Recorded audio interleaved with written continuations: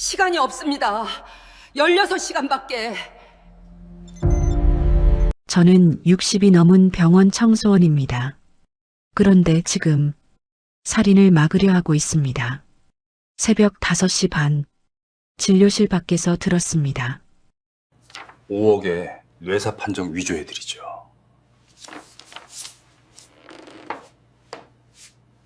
(48세) 딸이 78세 친엄마를 죽이려 하고 있었습니다. 그런데 30년 전 기록에 제 딸 이름이 있었습니다. 백혈병으로 죽어가던 11살 지혜.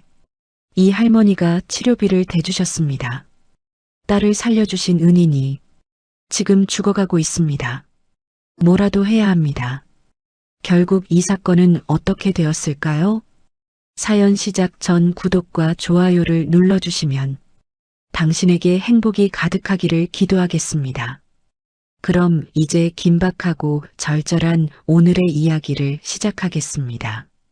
저는 매일 새벽 5시에 일어납니다. 62살이 되니 잠이 점점 줄어드는 게 어쩌면 이 나이에 당연한 일인지도 모르겠습니다. 남들은 그 시간에 아직 꿈속이지만 저는 벌써 병원으로 향하는 첫 차 버스를 탑니다. 서울 강남의 한 대학병원. 제가 20년 넘게 청소 일을 해온 곳입니다. 청소원 박영숙.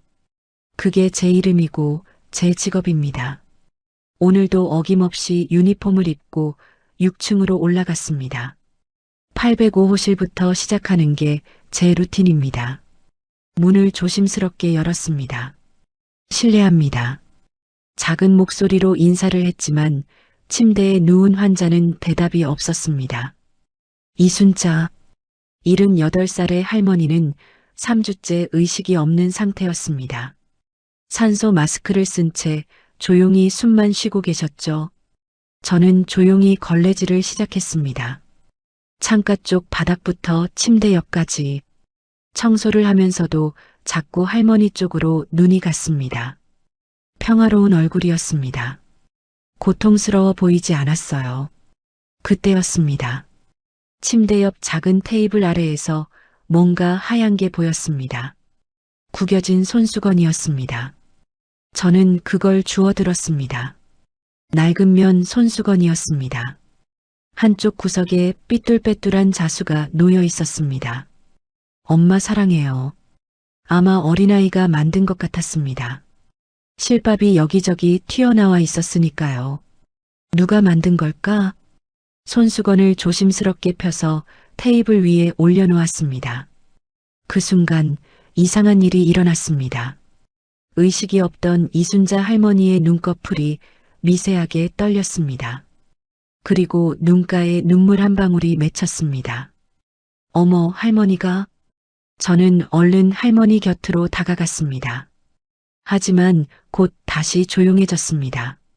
눈꺼풀의 떨림도 멈췄고 다시 평화로운 얼굴로 돌아갔습니다. 내가 잘못 본 걸까? 청소를 마치고 나올 때쯤 복도에서 누군가와 마주쳤습니다. 40대 후반쯤 되어 보이는 여자였습니다.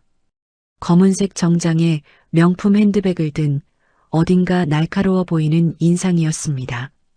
실례합니다. 제가 비켜서며 인사했지만 그 여자는 저를 거들떠보지도 않고 805호실로 들어갔습니다. 문이 닫히면서 안에서 여자의 목소리가 들렸습니다. 엄마, 언제까지 이러실 거야? 목소리에 슬픔은 없었습니다. 그냥 지쳐있는, 귀찮아하는 듯한 톤이었습니다. 저 사람이 딸인가 보구나. 저는 청소 카트를 밀고 다음 병실로 향했습니다. 하지만 마음 한구석이 계속 불편했습니다. 할머니의 눈물이 그리고 딸의 차가운 목소리가 자꾸 머릿속에 맴돌았으니까요. 그날 저녁 집으로 돌아가는 버스 안에서도 저는 그 손수건을 떠올렸습니다. 엄마 사랑해요. 누군가 어머니를 위해 정성스럽게 만든 손수건. 그런데 왜 그게 바닥에 떨어져 있었을까요? 아마 실수로 떨어뜨린 거겠지. 그렇게 생각하며 하루를 마무리했습니다. 그때는 몰랐습니다. 그 손수건이, 그리고 그날 마주친 차가운 눈빛의 여자가 제 인생을 완전히 뒤바꿔 놓을 거라는 거리요. 다음날 새벽 평소보다 30분 일찍 병원에 도착했습니다. 밤사이 눈이 내려서 주차장 청소를 먼저 해야 했거든요. 5시 30분쯤 6층으로 올라갔을 때 복도는 아직 조용했습니다. 805호실을 지나는데 옆 빈 진료실에서 목소리가 들렸습니다. 선생님, 확실한 거죠? 어제 본 그 여자, 이순자 할머니의 딸 목소리였습니다. 정미선 씨, 걱정하지 마세요. 제가 이쪽 전문이잖아요. 남자 목소리였습니다. 차분하지만 어딘가 차가운 느낌이었습니다. 저는 청소 카트를 멈췄습니다. 뭔가 이상했습니다. 새벽 6시도 안 된 시간에 비어있는 진료실에서 환자 보호자와 의사가 만날 이유가 있을까요? 엄마가 정말 뇌사 상태가 맞나요? 곧 확실한 진단서를 만들어 드릴 수 있습니다. 제 심장이 쿵 하고 내려앉았습니다. 5억으로 합의했죠? 절반은 성금으로. 알아요. 제 통장으로 이미 2억 5천이 들어왔잖아요. 나머지는 일이 끝나면 바로 드릴게요. 선생님, 저도 급해요. 테헤란로 빌딩 때문에 은행 빚이 100억이에요. 이자만 매달 5천씩 나가고 엄마 재산 400억 중에서 제목 100억만 빨리 받으면 되는데 그러니까 빨리 처리해야죠. 연명치료 중단 동의서만 받으면 됩니다. 막내 동생만 설득하면 돼요. 걔는 제주도에 처박혀 있어서 엄마한테 관심도 없거든요. 일주일 안에 끝냅시다. 너무 오래 끌면 의심받을 수 있어요. 저는 숨도 제대로 못 쉬고 그 자리에 얼어붙어 있었습니다. 5억, 100억, 뇌사 진단서, 연명치료 중단. 그 단어들이 제 머릿속에서 빙글빙글 돌았습니다. 이 사람들이 환자를 죽이려고 하고 있어?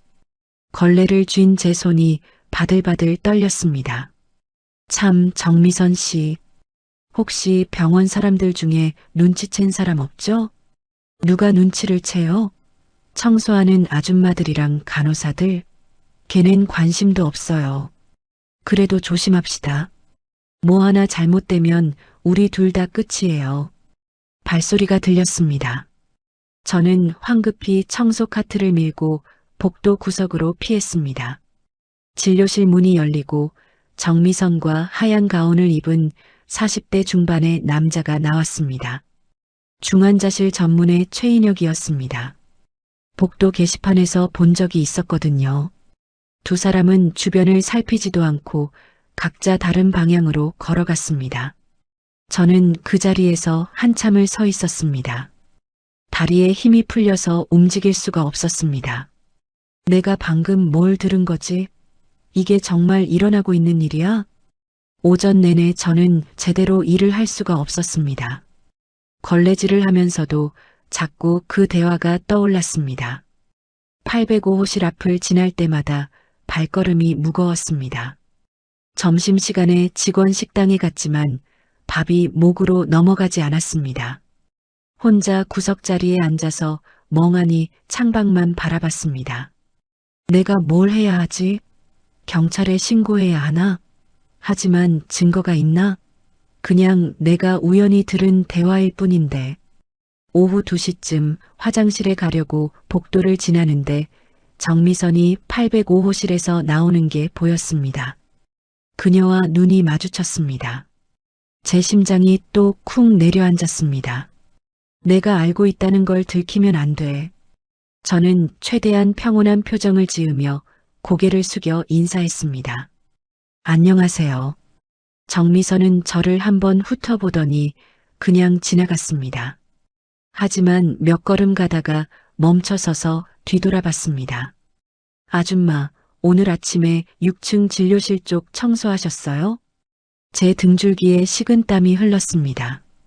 네. 항상 그 시간에 청소합니다. 몇 시쯤이었어요? 5시 반쯤요? 정미선의 눈빛이 날카로워졌습니다. 마치 제가 뭔가 들었는지 확인하는 것처럼요. 그럼 진료실 쪽에서 아무 소리도 못 들었죠? 네. 무슨 소리요? 아니에요. 그냥요. 그녀는 그렇게 말하고는 엘리베이터로 향했습니다. 저는 그 자리에서 한참을 서 있었습니다. 온몸이 얼어붙은 것처럼 움직일 수가 없었습니다. 나를 의심하고 있어. 내가 들었다는 걸 알면 어떻게 되는 거지? 그날 저녁 집으로 돌아가는 버스에서 저는 창밖만 바라봤습니다. 거리의 불빛들이 흐릿하게 보였습니다. 아무한테도 말하면 안 돼. 증거도 없는데 누가 날 믿어줄까? 오히려 나만 위험해질 거야. 하지만 마음 한구석에서는 계속 다른 목소리가 들렸습니다. 그럼 이순자 할머니는? 저 할머니는 이대로 죽게 내버려둬야 해? 집에 도착해서도 잠을 이룰 수가 없었습니다. 침대에 누워서 천장만 바라봤습니다. 일주일. 그들이 말한 시한이었습니다. 일주일 안에 뭔가 해야 합니다. 하지만 뭘 어떻게 해야 할까요? 새벽 3시, 저는 여전히 잠들지 못하고 있었습니다. 그날 오후 저는 3번이나 누군가에게 말을 걸려다 입을 다물었습니다. 제일 먼저 떠오른 건 함께 일하는 김 언니였습니다. 20년 넘게 같은 병원에서 청소 일을 해온 사람이니까요. 점심시간에 직원 휴게실에서 김밥을 먹으면서 조심스럽게 말을 꺼냈습니다. 언니, 저기, 오늘 아침에 이상한 걸 들었는데. 응? 뭔데? 김 언니가 김밥을 우물거리며 물었습니다. 805호실 환자분 말이야. 큰딸이랑 의사 선생님이 뭔가 이상한 얘기를 하더라고. 뇌사 진단서가 어쩌고 5억이 어쩌고. 그 순간 김 언니의 표정이 변했습니다. 영수가 우리가 뭔데 그런 얘기에 끼어들어? 환자 가족 일은 가족들이 알아서 하는 거야. 우리는 그냥 청소나 하면 되는 거고. 하지만 언니, 이건 좀. 아이고, 쓸데없는 생각 말고 일이나 해. 괜히 오지랖 넓었다가 우리만 피곤해져. 김 언니는 그렇게 말하고는 휴게실을 나가버렸습니다. 그래, 언니 말이 맞을지도 몰라. 내가 착각한 걸 수도 있고. 하지만 마음 한구석이 계속 불편했습니다. 805호실 청소를 할 때마다 이순자 할머니의 평화로운 얼굴이 자꾸 떠올랐으니까요. 오후 3시쯤 6층 간호사 스테이션 앞을 지나다가 젊은 간호사 한 명을 붙잡고 말했습니다. 저기 간호사 선생님, 제가 좀 여쭤볼 게 있는데요. 네, 뭔데요? 간호사가 차트를 들고 바쁘게 서 있었습니다. 805호실 환자분요. 이순자 할머니. 혹시 그분 상태가 정말 뇌사 판정을 받으신 건가요? 할머니, 아직 정확한 진단은 안 나왔을 텐데요. 왜요? 제 가슴이 쿵 내려앉았습니다. 아니, 그게 제가 오늘 아침에 우연히 큰딸분이랑 최인혁 선생님이 최 선생님? 최 선생님은 중환자실 전문이시잖아요. 전문가 선생님이 판단하시는 거니까 저희가 뭐라 할 수 없죠. 하지만 제가 들은 건 죄송한데요. 지금 진짜 바빠요. 청소는 정해진 시간에만 해주시고 환자 일에는 관여하지 마세요. 간호사는 그렇게 말하고는 황급히 어디론가 가버렸습니다. 누구도 내 말을 안 믿는구나. 저는 탕비실로 가서 찬물을 한 컵 마셨습니다. 손이 계속 떨려서 컵을 제대로 잡을 수가 없었습니다. 경찰에 신고해? 증거가 뭐가 있어? 그냥 내가 복도에서 우연히 들은 대화일 뿐인데. 녹음도 없고 아무것도 없잖아. 그때 문득 병원 기록실 생각이 났습니다. 거기 가면 환자 보호자 연락처가 있지 않을까요? 이순자 할머니의 막내 아들, 제주도에 있다던 그 아들 말입니다. 가족 중 누군가는 알아야 해. 적어도 막내 아들은. 이 일을 모를 거야. 저녁 6시 청소를 다 마치고 기록실 앞을 지나갔습니다. 다행히 담당 직원이 자리를 비운 사이 책상 위 모니터에 이순자 할머니 차트가 떠 있었습니다. 저는 재빨리 휴대폰으로 보호자 연락처를 찍었습니다. 이동우, 제주도. 연락처가 적혀 있었습니다. 집에 돌아온 저는 한참을 망설였습니다. 휴대폰을 들었다 놓았다를 반복했습니다. 모르는 사람한테 갑자기 전화해서 뭐라고 말하지? 당신 어머니가 위험하다고? 누나가 어머니를 죽이려 한다고? 미친 사람 취급받을 거야. 하지만 일주일이라는 시한이 제 머릿속에서 떠나지 않았습니다. 다음 날 새벽 805호실을 청소하는데 정미선이 들어왔습니다. 그녀는 제 얼굴을 빤히 쳐다보더니 차갑게 말했습니다. 아줌마 어제 간호사한테 우리 어머니 얘기 물어보셨다면서요? 제 등줄기에 식은땀이 흘렀습니다. 아, 그게 청소하시는 분이 왜 환자 일에 그렇게 관심이 많으세요? 혹시 뭘 잘못 들으신 거 아니에요? 그녀의 눈빛이 날카로웠습니다. 마치 제가 무슨 비밀을 알고 있다는 걸 눈치챈 것처럼요. 아니에요, 그냥 할머니가 안쓰러워서 그냥 청소나 잘하세요. 그게 아줌마 일이잖아요. 정미선은 그렇게 말하고는 병실을 나갔습니다. 이 사람 나를 의심하고 있어. 그 순간 제 머릿속이 하얘졌습니다. 만약 정미선이 제가 그날 아침 밀담을 들었다는 걸 알게 되면 어떻게 될까요? 100억이 걸린 일인데 그 사람들이 저를 가만히 둘까요? 그날 오후 저는 직원 화장실에 숨어서 한참을 서 있었습니다. 거울에 비친 제 얼굴은 창백했고 손은 계속 떨렸습니다. 아무도 날 안 믿어. 동료도 간호사도. 문득 딸 지혜 생각이 났습니다. 하지만 곧 고개를 저었습니다. 지혜한테 전화해봤자 3년째 연락도 안 되는데 시집간 뒤로 지혜는 점점 멀어졌습니다. 처음엔 일주일에 한 번 전화하다가 한 달에 한 번이 되고 결국 명절에도 연락이 없었습니다. 시댁이 바빠서라고 아이들 키우느라 힘들어서라고 했지만 저는 알고 있었습니다. 가난한 친정엄마가 부담스러웠던 거죠. 혼자야. 나는 완전히 혼자야. 그렇다고 경찰에 신고할 수도 없었습니다. 증거가 없으니까요. 제가 들은 건 그저 복도에서 우연히 엿들은 대화일 뿐이었고 녹음도 없었습니다. 나 혼자서 뭘 할 수 있을까? 하지만 그 순간 거울 속 제 눈을 보다가 문득 30년 전이 떠올랐습니다. 제 딸 지혜가 백혈병으로 입원했을 때 주변 사람들이 모두 포기해라고 했지만 저는 포기하지 않았습니다. 매일 새벽같이 일어나 청소 일을 하고 밤에는 병원에서 간병을 했습니다. 6년 동안요. 그때도 혼자였잖아. 그래도 해냈잖아.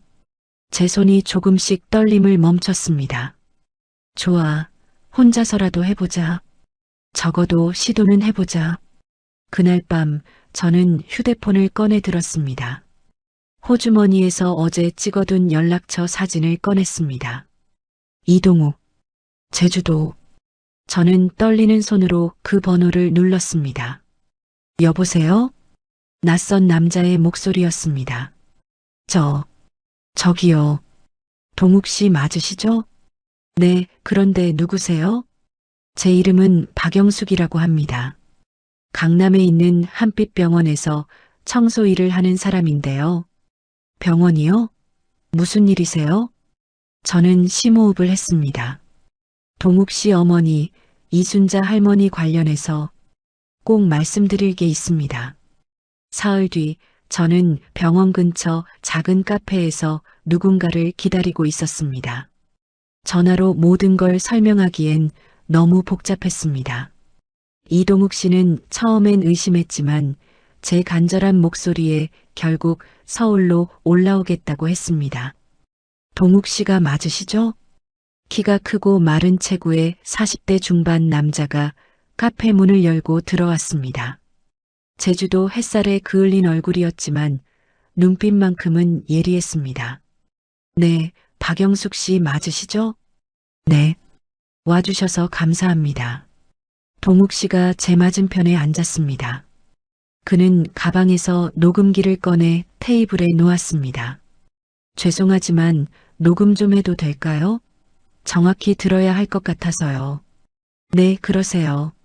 저는 떨리는 목소리로 그날 새벽에 들은 대화를 모두 얘기했습니다. 5억짜리 뇌물, 위조 진단서, 연명 치료 중단, 100억짜리 상속, 일주일이라는 시한까지요. 동욱 씨는 한마디도 하지 않고 제 얘기를 들었습니다.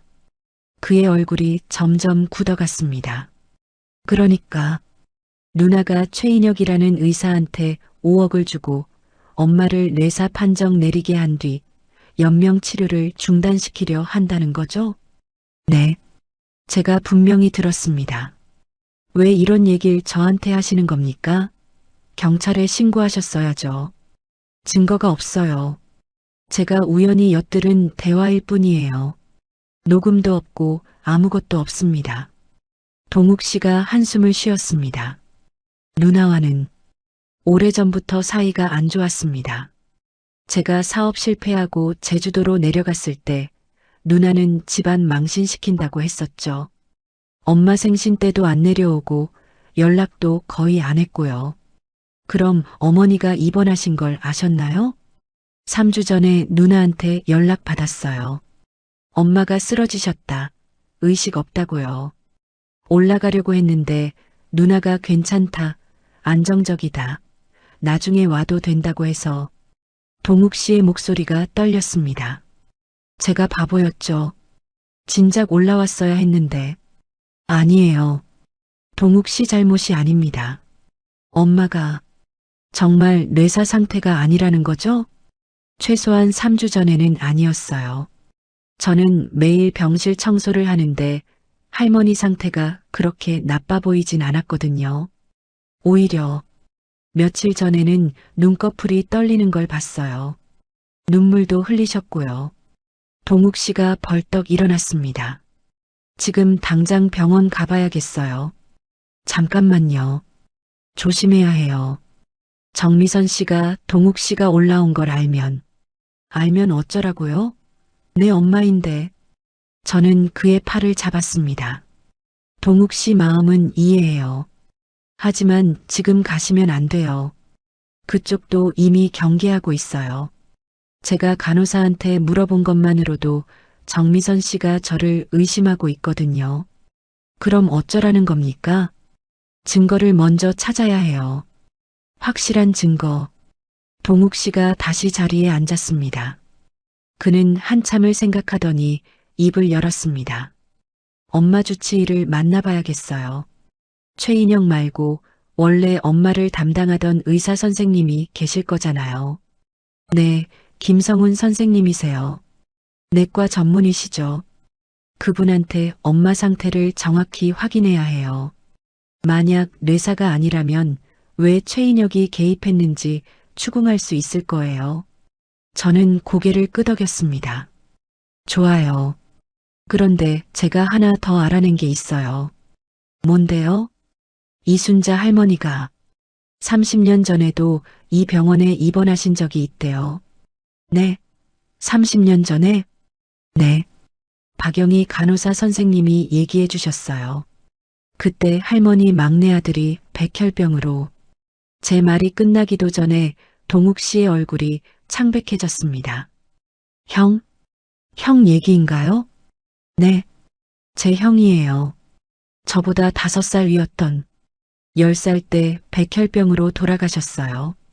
제 가슴이 철렁 내려앉았습니다. 죄송해요. 제가 몰라서. 아니에요. 오래전 일이에요. 하지만 동욱 씨의 손이 떨리고 있었습니다. 형은 엄마가 정말 많이 아끼시던 아들이었어요. 똑똑하고 착하고 엄마 말씀 잘 듣고 형이 돌아가시고 나서 엄마는 완전히 다른 사람이 되셨죠. 몇 년 동안 울기만 하셨어요. 박영희 선생님 말로는 그때 골수 기증자를 구하려고 엄청난 돈을 쓰셨다던데요. 그랬나요? 저는 어려서 잘 몰랐어요. 근데 왜 갑자기 그 얘기를 하시는 거예요? 모르겠어요. 하지만 뭔가 연결되는 게 있을 것 같아요. 동욱 씨는 한참 생각하더니 고개를 들었습니다. 알았어요. 일단 김성훈 선생님을 만나서 엄마 상태부터 정확히 확인하겠습니다. 그리고요? 30년 전 기록도 찾아봐야겠어요. 형 치료 기록이 아직 남아있을지 모르니까. 어떻게요? 병원 기록실에 오래된 차트들이 보관돼 있을 거예요.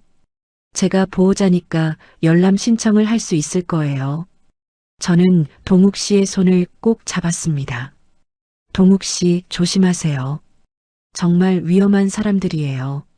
알아요. 근데 영숙 씨도 조심하셔야 해요. 혹시 누나가 눈치채면. 괜찮아요. 저는 그냥 청소하는 아줌마니까. 아무도 신경 안 써요. 하지만 제 목소리는 떨리고 있었습니다. 그날 밤 집으로 돌아온 저는 잠을 이룰 수 없었습니다. 동욱 씨와의 만남이 계속 머릿속에 맴돌았습니다. 내가 잘하고 있는 걸까? 혹시 이 일로 동욱 씨까지 위험해지는 건 아닐까? 하지만 이미 늦었습니다. 이제 돌이킬 수 없는 강을 건넜으니까요. 창밖으로 새벽이 밝아오고 있었습니다. 일주일이라던 시한 중 이미 나흘이 지났습니다. 남은 시간은 3일뿐이었습니다. 다음 날 오후 동욱 씨한테서 전화가 왔습니다. 영숙 씨 찾았어요. 뭐요? 30년 전 형 치료 기록이요. 기록실에 아직 남아있더라고요. 제 심장이 빠르게 뛰기 시작했습니다. 그래서 뭐가 있었어요? 지금 만날 수 있어요? 이건 전화로 얘기할 게 아니에요. 30분 뒤 저는 병원 뒤편 공원 벤치에서 동욱 씨를 만났습니다. 그는 오래된 차트 복사본을 들고 있었습니다. 영숙 씨, 이거 보세요. 그가 펼쳐 보인 기록에는 1985년 7월부터 1986년 2월까지의 치료 내역이 적혀 있었습니다. 환자 이름 이준호, 10살, 급성 림프 구성 백혈병. 제 손이 떨렸습니다. 제 딸 지혜도 같은 병이었습니다. 같은 시기예요. 골수 이식이 필요했대요. 근데 가족 중에 아무도 매칭이 안 됐고, 여기 보세요. 동욱 씨가 한 페이지를 가리켰습니다. 1985년 9월 15일, 익명 골수 기증자 발견, 이식 수술 진행. 익명이요? 네. 기증자 이름이 안 적혀 있어요. 근데 여기 특이한 게 있어요. 그가 다른 페이지를 넘겼습니다. 같은 날짜에 다른 환자 기록이 있어요. 환자 이름 박지혜, 11살, 급성 림프 구성 백혈병. 제 머리가 하얘졌습니다. 지혜? 영숙 씨, 이 사람 혹시? 제 딸이에요. 동욱 씨의 눈이 커졌습니다. 네, 그럼. 저는 떨리는 손으로 기록을 받아들었습니다. 거기엔 제 딸 이름이 선명하게 적혀 있었습니다. 보호자 박영숙. 지혜가 1985년 6월에 백혈병 진단을 받았어요. 저는 그때 청소 일을 하면서 간신히 치료비를 모으고 있었죠.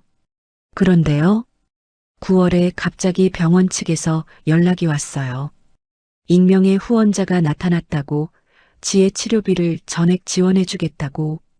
제 목소리가 떨렸습니다. 저는 그게 누군지 몰랐어요. 병원 측도 후원자가 익명을 원한다고만 했죠. 그래서 저는 그냥 감사하다고, 꼭 은혜를 갚겠다고만 했어요. 그 후원자가 우리 엄마였던 거예요? 동욱 씨가 다음 페이지를 넘겼습니다. 거기엔 골수 이식 동의서가 있었습니다.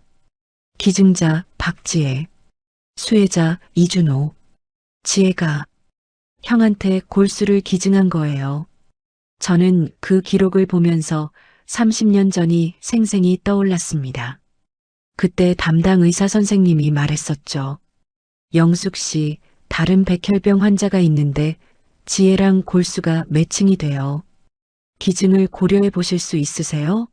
지혜한테 크게 위험하진 않습니다. 그 환자분도 살릴 수 있다는 거예요? 네. 근데 이건 전적으로 보호자 선택이에요. 저는 단 1초도 망설이지 않았습니다. 해요. 우리 지혜가 누군가를 살릴 수 있다면 해야죠. 근데 영숙 씨, 그 환자 보호자분이 지혜 치료비를 전액 지원해주고 싶어 하시는데. 왜요? 우리가 기증하는 건데? 그분도 백혈병 환자 엄마시거든요. 아마 같은 마음이실 거예요. 그래서 저는 받아들였습니다. 서로 아이를 살리기 위해 돕는 거라고 생각했으니까요. 그런데 동욱 씨의 목소리가 떨렸습니다. 형은 결국 돌아가셨어요. 이식 석 달 뒤에 합병증으로. 죄송해요. 지혜가 기증했는데도. 아니에요. 영숙 씨 잘못이 아니에요. 지혜 덕분에 형이 석 달이라도 더 살 수 있었던 거예요. 동욱 씨가 다른 서류를 꺼냈습니다. 그리고 이것 좀 보세요. 그건 은행 송금 기록이었습니다. 1985년 9월부터 1988년 3월까지 매달 200만 원씩 박지혜 앞으로 입금된 기록이었습니다. 이게 뭐예요? 엄마가 지혜 치료비로 보낸 돈이에요. 총 5,500만 원. 5,500. 그때는 엄청난 돈이었습니다. 영숙 씨, 우리 엄마가 영숙 씨 딸을 살린 거예요. 그리고 영숙 씨 딸이 우리 형을 살리려고 했고, 저는 더 이상 말을 할 수가 없었습니다. 눈물이 계속 흘러내렸습니다. 그래서 할머니가 그때 눈물을 흘렸구나. 손수건을 봤을 때, 영숙 씨 괜찮으세요? 네. 그냥 몰랐어요. 이런 인연이 있었는지. 동욱 씨가 제 손을 잡았습니다. 영숙 씨가 저한테 전화해 준 게 우연이 아니었어요. 30년 전부터 이어진 인연이었던 거예요. 저는 고개를 끄덕였습니다. 그리고 마음속으로 다짐했습니다.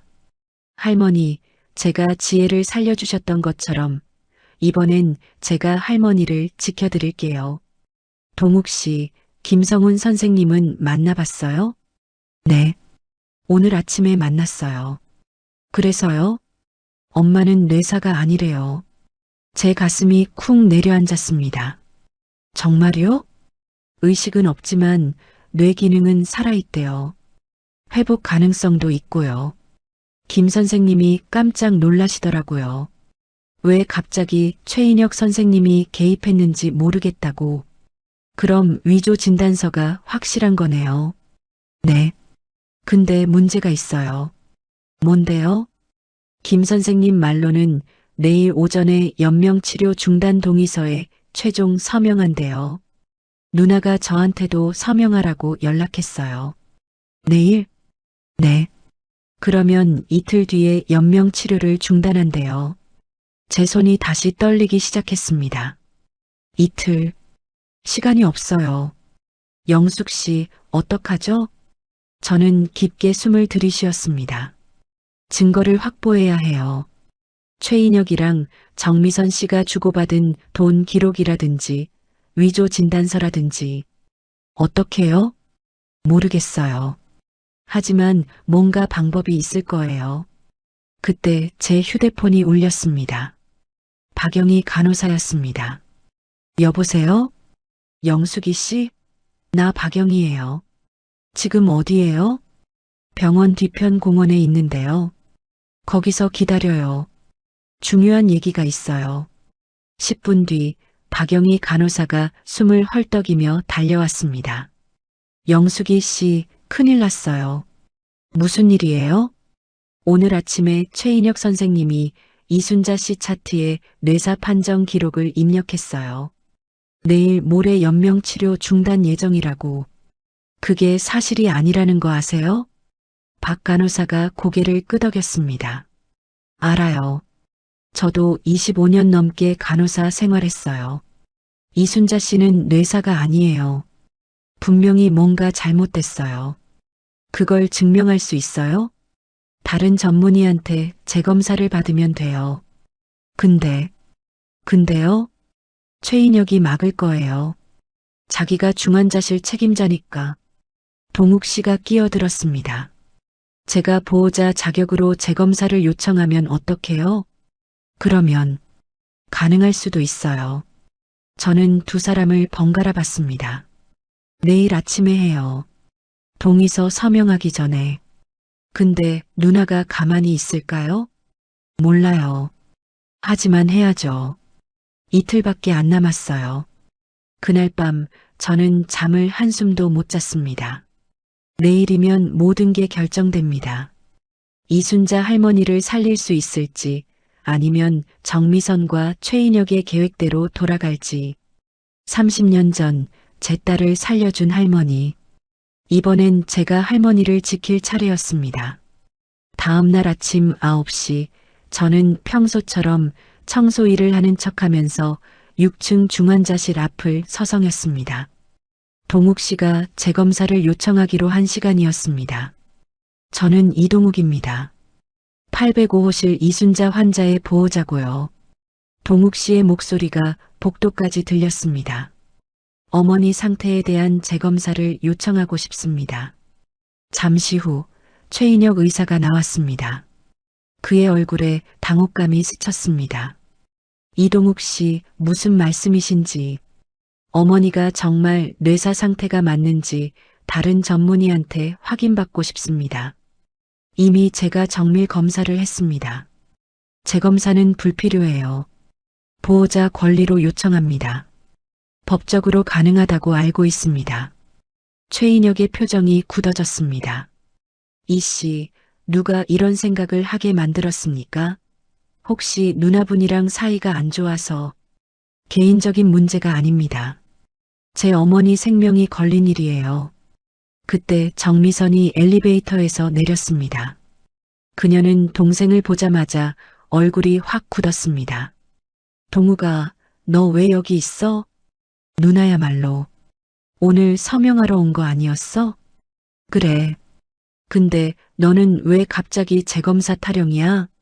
엄마가 정말 뇌사인지 확인하고 싶어서. 이 새끼가 지금. 정미선이 동욱의 멱살을 잡으려는 순간 최인혁이 말렸습니다. 정미선 씨, 진정하세요. 이 자식이 지금 날 의심하는 거야? 내가 엄마한테 뭘 했다는 거야? 동욱 씨는 누나의 눈을 똑바로 쳐다봤습니다. 누나는 엄마를 사랑해? 뭐? 누나는 엄마가 살아나길 바라? 아니면 너 미쳤어? 내가 왜 엄마가 죽길 바래? 그럼 재검사 받는 거 왜 말려? 진짜 뇌사라면 결과도 똑같을 텐데. 정미선의 얼굴이 창백해졌습니다. 최 선생님, 이거 법적으로 막을 수 없어요? 최인혁이 난처한 표정을 지었습니다. 보호자가 요청하면 거부하기 어렵습니다. 그럼 재검사하는데 시간이 얼마나 걸려요? 최소 이틀은. 안 돼요. 정미선이 소리쳤습니다. 복도에 있던 사람들이 모두 쳐다봤습니다. 왜 안 돼, 누나? 이틀도 못 기다려. 아니, 그게 아니라 엄마가 고통받고 계시잖아. 빨리 편하게 해드려야지. 엄마가 고통받고 있다는 증거라도 있어? 저는 멀리서 그 광경을 지켜봤습니다. 동욱 씨가 잘하고 있었습니다. 정미선이 점점 다급해지고 있었으니까요. 그날 오후 최인혁이 병원장실로 호출됐다는 소문이 돌았습니다. 동욱 씨의 재검사 요청 때문에 병원 내부에서도 논란이 생긴 모양이었습니다. 저는 청소를 하면서 6층 빈 진료실 근처를 계속 배회했습니다.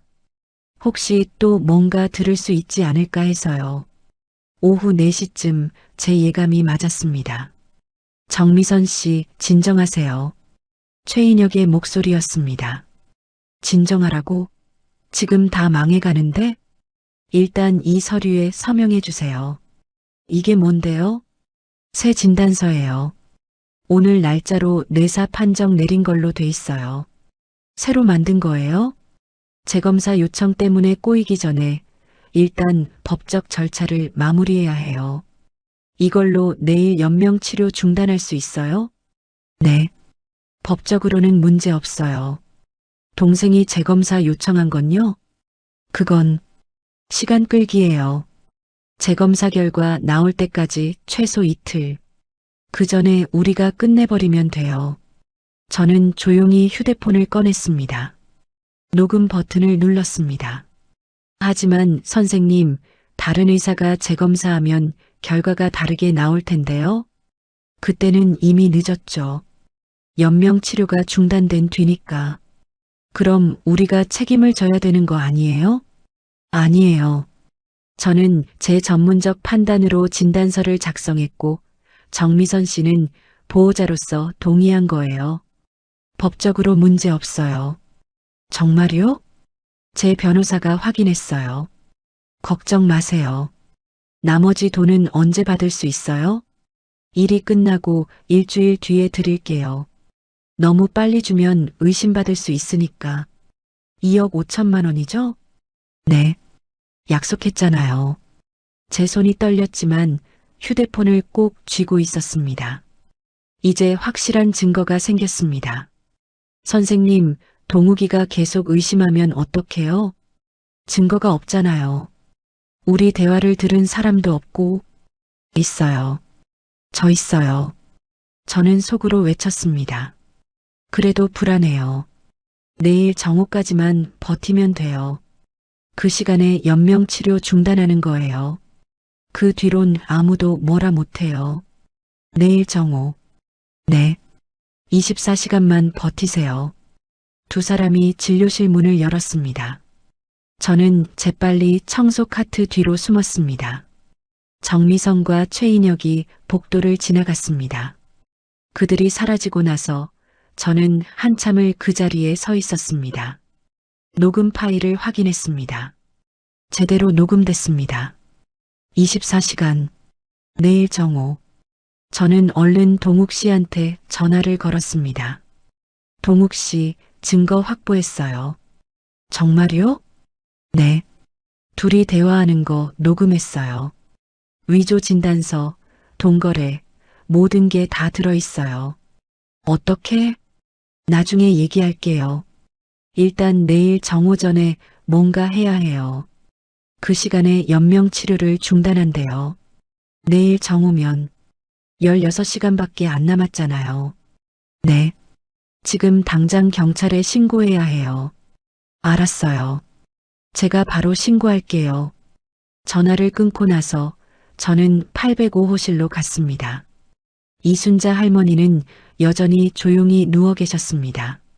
저는 할머니 손을 조심스럽게 잡았습니다. 할머니, 조금만 기다리세요. 제가 꼭 지켜드릴게요. 30년 전에 제 지혜를 살려주신 것처럼 이번엔 제가 할머니를 지킬 거예요. 그때 할머니의 손가락이 미세하게 움직였습니다. 제 손을 꼭 쥐는 것 같았습니다. 할머니, 느끼시는 거죠? 저 여기 있어요. 그날 밤은 제 인생에서 가장 긴 밤이었습니다. 내일 정오. 단 16시간. 그 안에 모든 걸 끝내야 했습니다. 다음 날 아침 6시, 저는 평소보다 일찍 병원에 도착했습니다. 동욱 씨한테서 문자가 왔습니다. 경찰이 오전 10시에 옵니다. 녹음 파일 때문에 수사 시작한대요. 제 가슴이 두근거렸습니다. 이제 4시간밖에 안 남았습니다. 805호실로 갔습니다. 이순자 할머니는 여전히 조용히 누워 계셨습니다. 저는 침대 옆 테이블을 닦다가 서랍 안에서 그 손수건을 꺼냈습니다. 엄마 사랑해요. 삐뚤빼뚤한 자수가 아침 햇살에 빛났습니다. 할머니, 이거 준호가 만든 거죠? 30년 전에. 저는 할머니 손에 그 손수건을 올려놓았습니다. 그 순간 할머니의 눈꺼풀이 떨렸습니다. 눈물이 천천히 흘러내렸습니다. 할머니, 느끼시는 거 맞죠? 우리 지혜가 준호를 도왔던 것처럼 이번엔 제가 할머니를 지킬게요. 오전 9시 정미선이 병실에 나타났습니다. 그녀는 서류 가방을 들고 있었습니다. 아, 아줌마. 오늘은 좀 일찍 청소하네요. 네. 할 일이 많아서요. 정미선은 제 얼굴을 유심히 봤습니다. 아줌마, 혹시 어제 6층 진료실 근처에 있었어요? 제 심장이 쿵 내려앉았습니다. 아니요. 왜요? 아니, 그냥 뭔가 이상한 기분이 들어서. 그때 동욱 씨가 병실 문을 열고 들어왔습니다. 그리고 그 뒤로 경찰 2명이 따라 들어왔습니다. 경찰? 동욱아, 이게 무슨 짓이야? 누나, 게임 끝났어. 동욱 씨가 휴대폰을 꺼냈습니다. 이거 들어봐. 녹음 파일이 재생됐습니다. 새 진단서예요. 오늘 날짜로 뇌사 판정 내린 걸로 돼 있어요. 이걸로 내일 연명치료 중단할 수 있어요? 나머지 돈은 언제 받을 수 있어요? 2억 5천만 원이죠? 정미선의 얼굴이 새하얘졌습니다. 이게 어디서 나온 거야? 제가 녹음했습니다. 저는 앞으로 나섰습니다. 일주일 전부터 당신들이 하는 짓을 다 봤어요. 5억짜리 뇌물, 위조 진단서, 연명치료 중단 계획. 전부 다요. 너 청소하는 주제에 감히. 주제? 네, 저는 청소하는 사람이에요. 하지만 사람 목숨 앞에선 다 똑같아요. 경찰이 정미선에게 다가갔습니다. 정미선 씨, 살인 미수 및 의료법 위반 혐의로 동행해야겠습니다. 아니야. 이건 오해야. 난 그냥.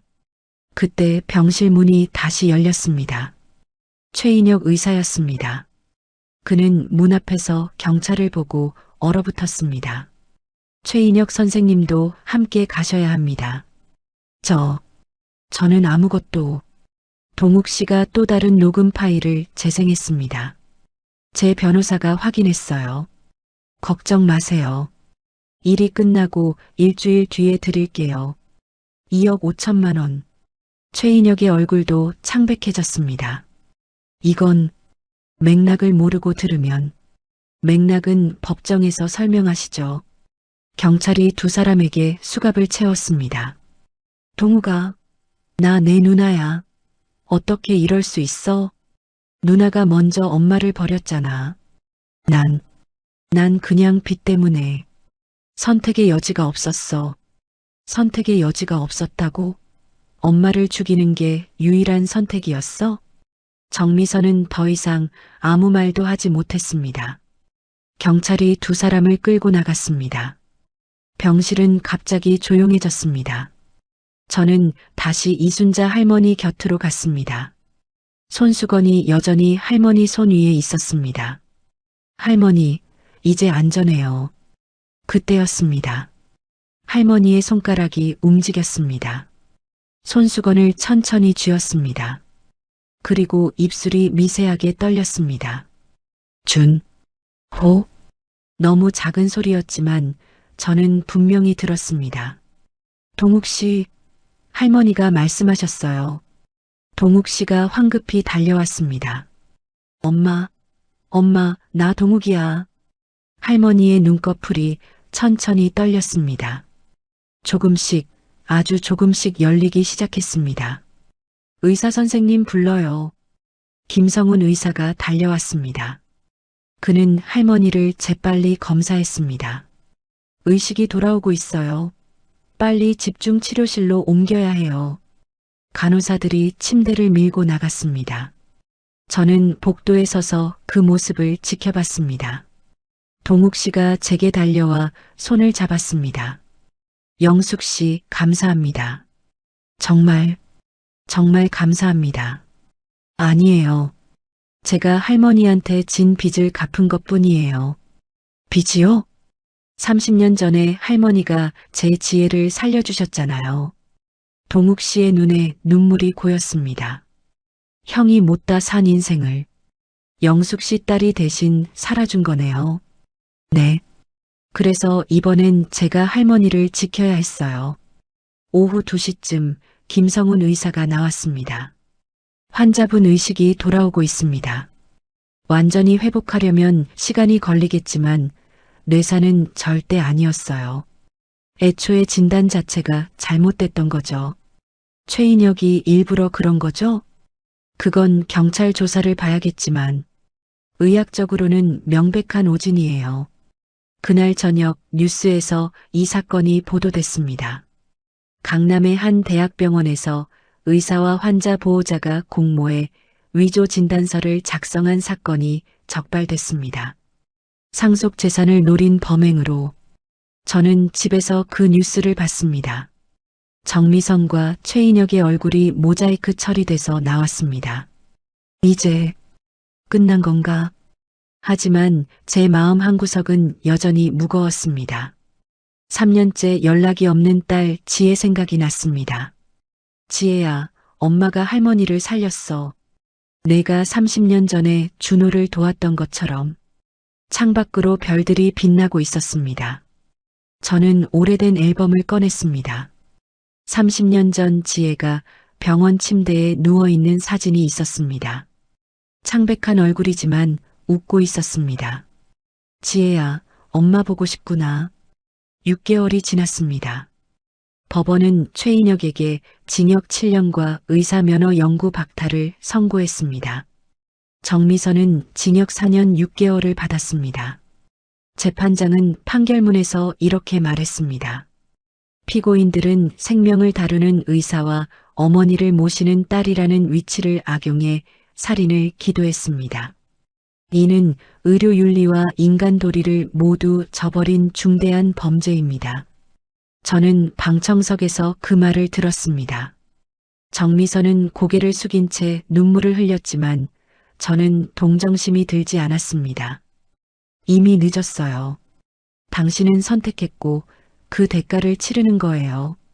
법원은 또한 정미선의 상속권을 대폭 축소했습니다. 원래 100억이 넘던 상속분이 13억으로 줄었습니다. 나머지는 동욱 씨와 사회환원 명목으로 재단에 기부하기로 했습니다. 피고인의 범죄 의도와 직접적으로 관련된 재산에 대해서는 상속권을 제한합니다. 판사의 말에 정미선은 얼굴을 감쌌습니다. 하지만 저는 알고 있었습니다. 그녀가 우는 건 어머니 때문이 아니라 잃어버린 돈 때문이라는 걸요. 재판이 끝나고 복도에서 동욱 씨를 만났습니다. 영숙 씨, 고생 많으셨어요. 아니에요. 당연한 일을 했을 뿐이에요. 엄마가 영숙 씨 꼭 만나고 싶어 하세요. 오늘 오후에 시간 되세요? 네, 당연하죠. 오후 3시 저는 이순자 할머니 병실을 찾았습니다. 할머니는 이제 완전히 의식을 회복하셨습니다.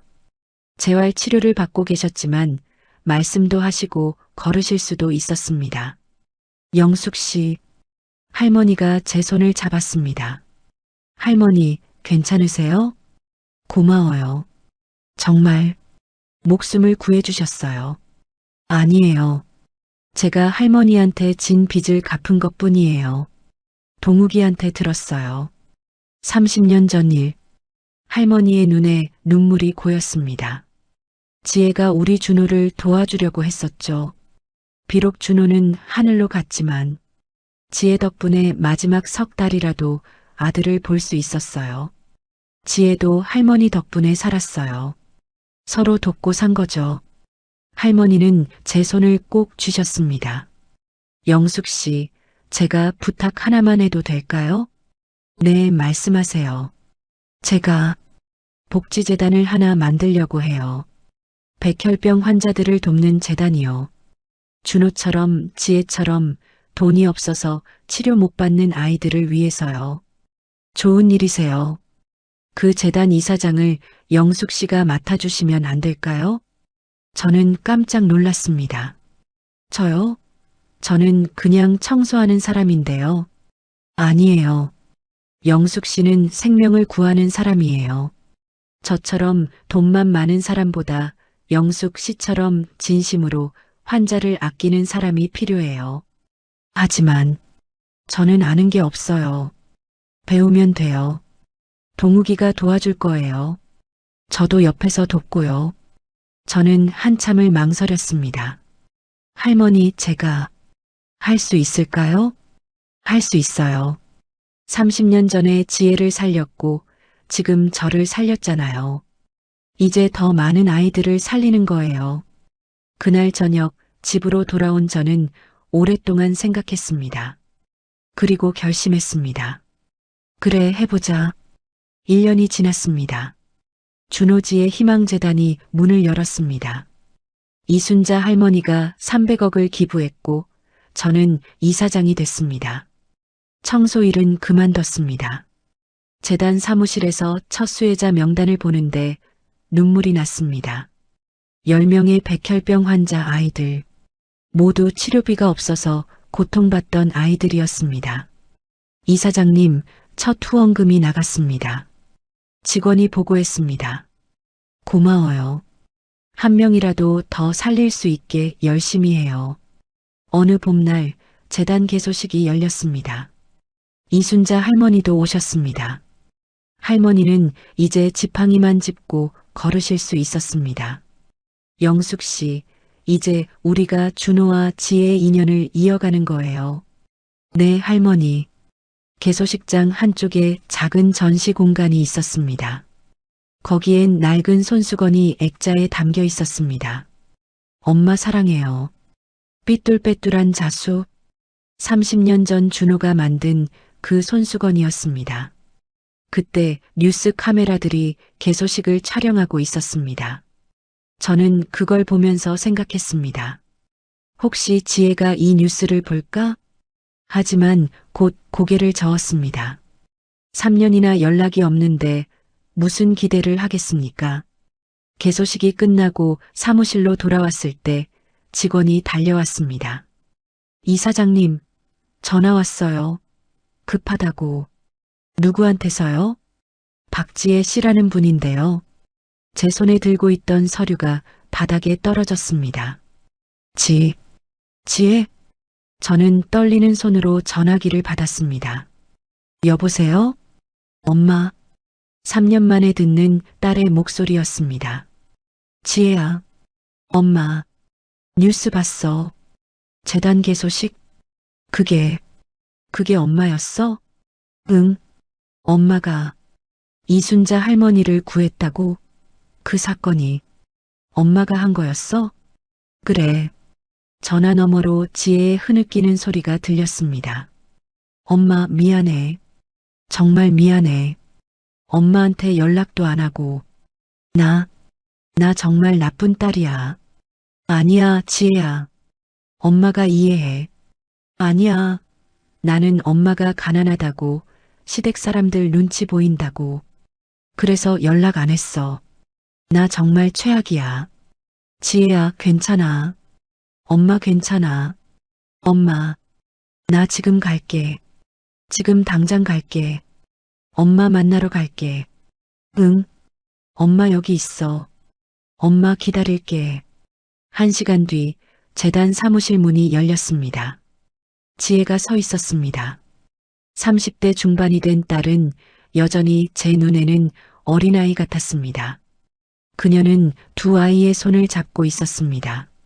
엄마, 지혜야. 우리는 아무 말 없이 서로를 껴안았습니다.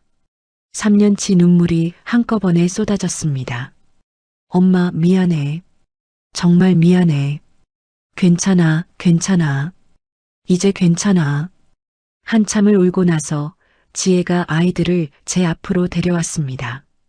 애들아, 외할머니한테 인사드려. 안녕하세요, 외할머니. 7살, 5살 손주들이었습니다. 저는 아이들을 꼭 안았습니다. 외할머니, 텔레비전에서 봤어요. 외할머니 정말 멋있어요. 그래, 고마워. 지혜가 전시된 손수건을 받습니다. 엄마, 저거. 응, 내가 살리려고 했던 준호가 만든 거야. 지혜는 손수건 앞에 서서 한참을 바라봤습니다. 준호 오빠, 내가 오빠를 살리지 못해서 미안해. 아니야, 지혜야. 내 덕분에 준호는 석 달을 더 살았어. 그리고 저는 지혜의 어깨를 안았습니다. 내가 있었기 때문에 엄마가 이순자 할머니를 구할 수 있었어. 너와 준호의 인연이 이어진 거야. 그날 저녁 우리는 이순자 할머니를 만나러 갔습니다. 할머니는 지혜를 보자마자 눈물을 흘리셨습니다. 지혜, 내가 우리 준호를 도와줬구나. 할머니, 제가 오빠를 살리지 못해서. 아니야. 내 덕분에 준호는 마지막까지 행복했어. 그리고 내 엄마 덕분에 내가 살았고. 할머니는 지혜의 손을 잡았습니다. 지혜야, 내 엄마는 정말 대단한 사람이야. 너도 자랑스럽지? 네. 저는 엄마가 얼마나 대단한지 몰랐어요. 지혜가 제 손을 꼭 잡았습니다. 엄마, 나도 재단 일 도와줄게. 내가 할 수 있는 일이 있으면 뭐든지 할게. 정말? 응. 엄마가 시작한 일 나도 같이 하고 싶어. 6개월 뒤 지혜는 재단 홍보이사가 됐습니다. 딸은 자신의 이야기를 용감하게 세상에 공개했습니다. 저는 30년 전 백혈병 환자였습니다. 가난한 집안이라 치료비가 없었죠. 하지만 익명의 후원자 덕분에 살았습니다. 그리고 저는 다른 백혈병 환자에게 골수를 기증했습니다. 그 아이는 안타깝게도 하늘로 갔지만 그 인연은 계속 이어졌습니다. 지혜의 강연을 들으면서 저는 눈물을 흘렸습니다. 지혜야, 엄마가 자랑스러워. 2년이 지났습니다. 재단은 이제 100명이 넘는 백혈병 환자를 지원하고 있습니다. 저는 매일 아침 재단 사무실로 출근합니다. 예전엔 청소 도구를 들었지만 지금은 생명을 살리는 서류를 들고 있습니다. 어느 날 첫 번째 수혜자였던 아이가 완치 판정을 받았습니다. 12살 소녀였습니다. 그 아이의 어머니가 저를 껴안으며 울었습니다. 이사장님 감사합니다. 정말 감사합니다. 아니에요. 저도 한때 당신과 같은 엄마였어요. 그날 저녁 재단 사무실에서 이순자 할머니, 동욱 씨, 지혜, 그리고 손주들이 모였습니다. 작은 파티였습니다. 엄마, 오늘 첫 완치자가 나왔다면서요? 지혜가 물었습니다. 응, 12살 여자아이야. 와, 그 아이도 이제 새로운 인생을 살겠네요. 이순자 할머니가 손주들을 무릎에 앉히시며 말씀하셨습니다. 얘들아, 너희 외할머니가 얼마나 대단한 사람인지 아니? 네, 외할머니는 슈퍼히어로예요. 7살 손주가 외쳤습니다. 맞아. 외할머니는 사람들을 구하는 진짜 영웅이야. 동욱 씨가 저를 보며 말했습니다. 영숙 씨가 아니었다면 우리 엄마도 그 100명의 아이들도 없었을 거예요. 아니에요. 우리 모두가 함께 한 거예요. 밤이 깊어갔습니다. 모두가 돌아가고 저는 혼자 재단 사무실에 남아 있었습니다. 벽에 걸린 손수건을 바라봤습니다. 엄마 사랑해요. 30년 전 준호가 만든 그 손수건. 이제는 100명이 넘는 아이들의 희망이 된 그 손수건. 준호야, 지혜야. 너희 둘의 인연이 이렇게 많은 생명을 살렸어. 창밖으로 별들이 빛났습니다. 그중 가장 밝은 별 하나가 유난히 반짝였습니다. 준호, 하늘에서 보고 있죠? 지혜와 당신의 이야기가 이렇게 계속되고 있어요. 저는 박영숙입니다. 한때는 병원 청소원이었지만 지금은 생명을 살리는 일을 합니다. 그리고 저는 알게 됐습니다. 진짜 중요한 건 직업이나 돈이 아니라 누군가를 위해 무엇을 할 수 있느냐는 거요. 30년 전 두 엄마가 서로의 아이를 살리려 했던 것처럼 저도 이제 더 많은 생명을 지킵니다. 그게 제가 할머니한테, 지혜한테, 준호한테 진 빚을 갚는 방법이니까요. 그리고 그게 제가 이 세상에서 해야 할 일이니까요. 이상으로 오늘의 이야기를 마칩니다. 오늘의 사연이 당신의 마음에 작은 감동을 드렸다면 구독과 좋아요를 눌러주세요. 그리고 이 사연에 대한 따뜻한 말씀도 댓글로 부탁드려요. 당신의 행복을 바랍니다. 인형극장이었습니다.